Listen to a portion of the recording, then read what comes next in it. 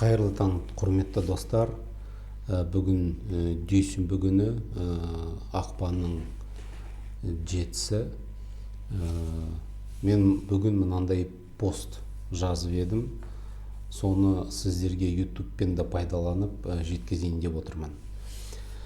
Қаңтар айында жемқор жүйеге наразылықтарын білдіріп көшеге шыққан қарапайым балаларды қазір террорист атап полиция бөлімдерінде ұрып соғу, қуғын сүргін жасау, кейбір биліктегі қанішерлердің ойлағандай халықтың арасында үрей сезімін емес, керісінше кек алу сезімін тудырады. Біраздан кейін нақты кінәлі полициянттарға шабуыл мен қастандық әрекеттер басталып кетуі әбден ықтимал. Халық ыза болып қаруды іздей бастауы әбден мүмкін. Әрі қарай партизандық соғысқа алыс емес болады. Ахуалды соған жеткізбеу үшін қазір пыткаларын доғарыңдар. Кінәлі басшыларын қатаң түрде жазалаңыздар.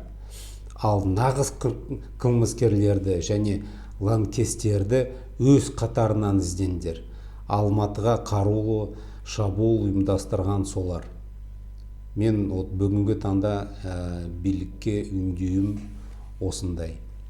Рахмет.